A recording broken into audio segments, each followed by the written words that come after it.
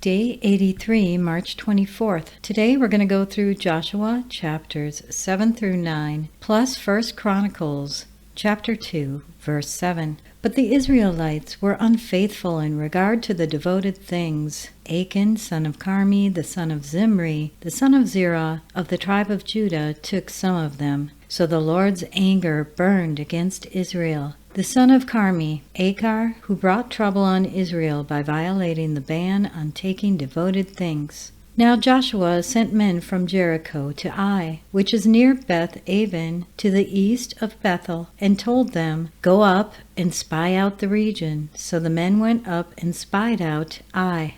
When they returned to Joshua, they said, "Not all the army will have to go up against Ai. Send 2,000 or 3,000 men to take it, and do not weary the whole army, for only a few people live there." So about 3,000 went up, but they were routed by the men of Ai, who killed about 36 of them. They chased the Israelites from the city gate as far as the stone quarries and struck them down on the slopes. At this, the hearts of the people melted in fear and became like water. Then Joshua tore his clothes and fell face down to the ground before the ark of the Lord, remaining there till evening. The elders of Israel did the same and sprinkled dust on their heads. And Joshua said, "Alas, sovereign Lord, why did you ever bring this people across the Jordan to deliver us into the hands of the Amorites to destroy us? If only we had been content to stay on the other side of the Jordan. Pardon your servant, Lord. What can I say now that Israel has been routed by its enemies? The Canaanites and the other people of the country will hear about this, and they will surround us and wipe out our name from the earth. What then will you do for your own great name?" The Lord said to Joshua, "Stand up. What are you doing down on your face? Israel has sinned. They have violated my covenant, which I commanded them to keep. They have taken some of the devoted things. They have stolen, they have lied, they have put them with their own possessions. That is why the Israelites cannot stand against their enemies. They turn their backs and run because they have been made liable to destruction. I will not be with you any more unless you destroy whatever among you is devoted to destruction. Go consecrate the people. Tell them, consecrate yourselves in preparation for tomorrow, for this is what the Lord, the God of Israel, says. There are devoted things among you, Israel. You cannot stand against your enemies until you remove them. In the morning present yourselves, tribe by tribe. The tribe the Lord chooses shall come forward, clan by clan. The clan the Lord chooses shall come forward, family by family. And the family the Lord chooses shall come forward, man by man. Whoever is caught with the devoted things shall be destroyed by fire, along with all that belongs to him. He has violated the covenant of the Lord and has done an outrageous thing in Israel." Early the next morning, Joshua had Israel come forward by tribes, and Judah was chosen.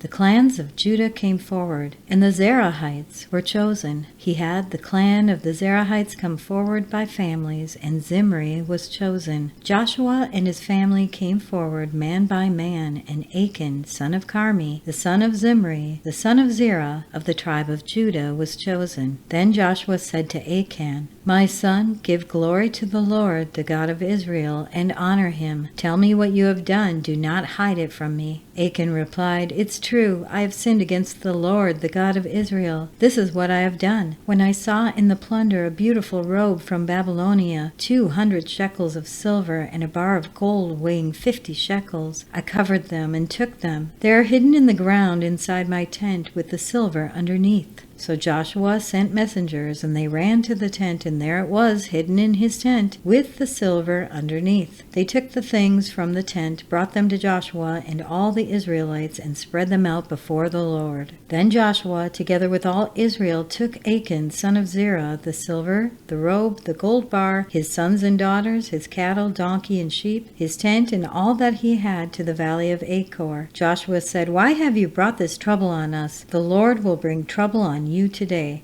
Then all Israel stoned him, and after they had stoned the rest, they burned them. Over Achan they heaped up a large pile of rocks, which remains to this day. Then the Lord turned from his fierce anger. Therefore that place has been called the Valley of Achor ever since. Then the Lord said to Joshua, "Do not be afraid, do not be discouraged. Take the whole army with you and go up and attack Ai. For I have delivered into your hands the king of Ai, his people, his city, and his land. You shall do to Ai and its king as you did to Jericho and its king, except that you may carry off their plunder and livestock for yourselves. Set an ambush behind the city." So Joshua and the whole army moved out to attack Ai. He chose 30,000 of his best fighting men and sent them out at night with these orders. "Listen carefully. You are to set an ambush behind the city. Don't go very far from it. All of you, be on the alert. I and all those with me will advance on the city, and when the men come out against us, as they did before, we will flee from them. They will pursue us until we have lured them away from the city, for they will say, 'They are running away from us as they did before.' So when we flee from them, you are to rise up from the ambush and take the city. The Lord your God will give it into your hand. When you have taken the city, set it on fire. Do what the Lord has commanded.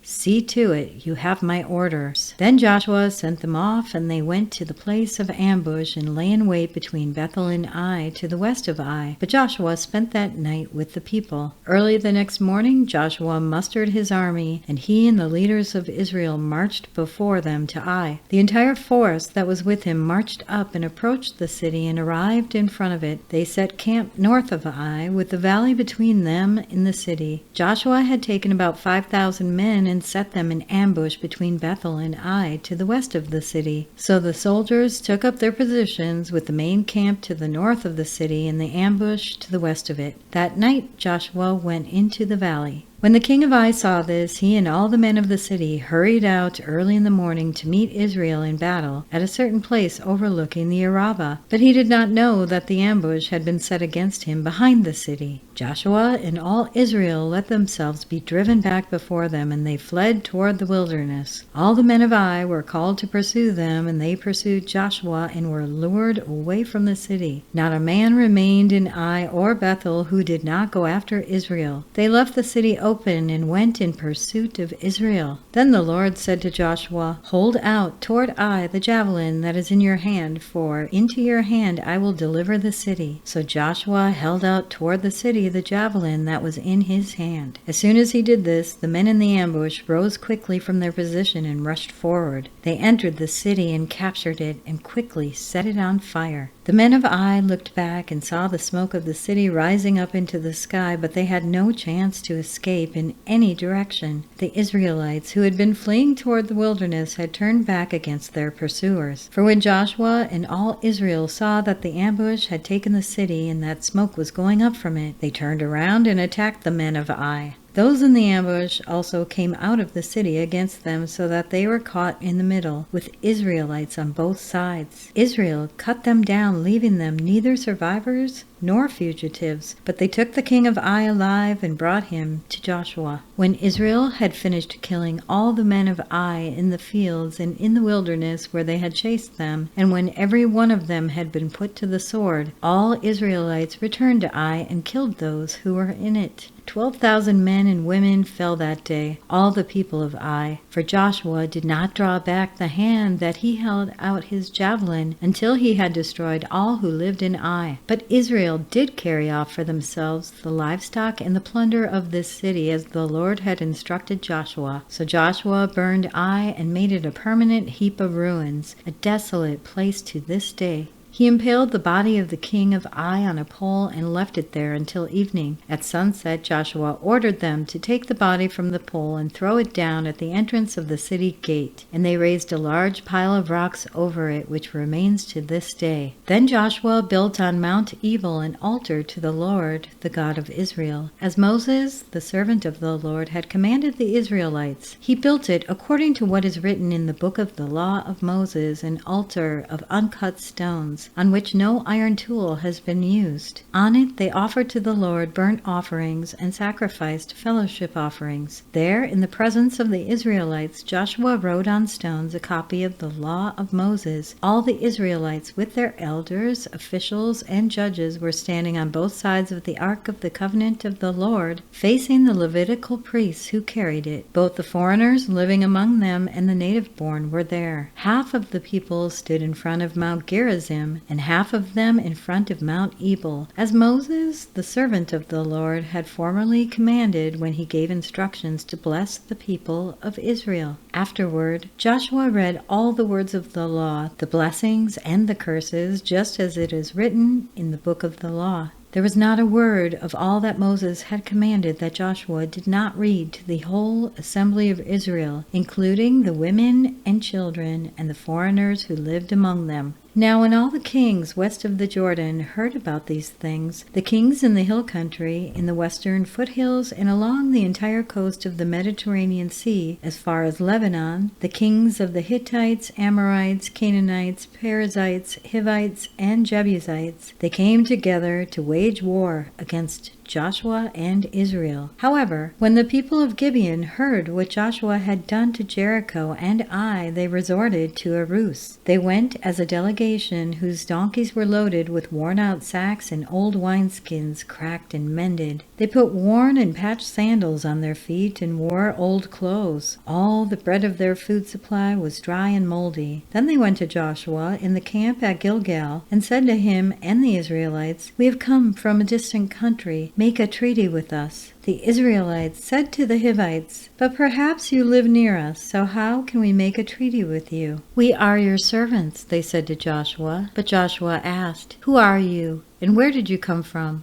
They answered, "Your servants have come from a very distant country because of the fame of the Lord your God. For we have heard reports of him, all that he did in Egypt, and all that he did to the two kings of the Amorites east of the Jordan, Sihon, king of Heshbon, and Og, king of Bashan, who reigned in Ashtaroth. And our elders and all those living in our country said to us, 'Take provisions for your journey, go and meet them, and say to them, We are your servants, make a treaty with us. This bread of ours was warm when we packed it at home on the day we left to come to you. But now see how dry and moldy it is. And these wineskins that we filled were new, but see how cracked they are. And our clothes and sandals are worn out by the very long journey.' The Israelites sampled their provisions, but did not inquire of the Lord. Then Joshua made a treaty of peace with them to let them live, and the leaders of the assembly ratified it by oath. 3 days after they made the treaty with the Gibeonites, the Israelites heard that they were neighbors living near them. So the Israelites set out, and on the 3rd day they came to their cities, Gibeon, Kephirah, Beeroth, and Kiriath Jearim. But the Israelites did not attack them, because the leaders of the assembly had sworn an oath to them by the Lord, the God of Israel. The whole assembly grumbled against the leaders, but all the leaders answered, "We have given them our oath by the Lord, the God of Israel, and we cannot touch them now. This is what we will do to them. We will let them live, so that God's wrath will not fall on us for breaking the oath we swore to them." They continued, "Let them live,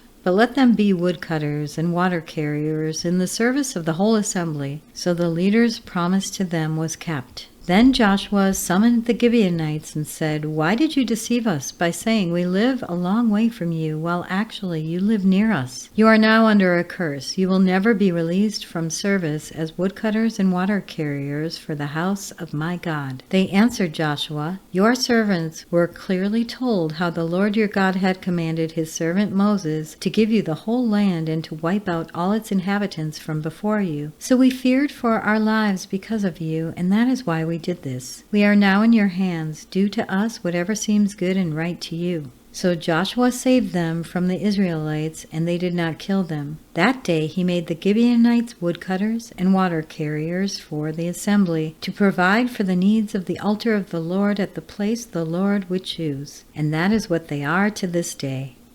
And that concludes today's reading. If you have thoughts to share or questions to ask, we do fellowship in Telegram and on the X community for the Chronological Bible Study. You can find links to those in the description. I really encourage everyone to ask questions. Don't hold back.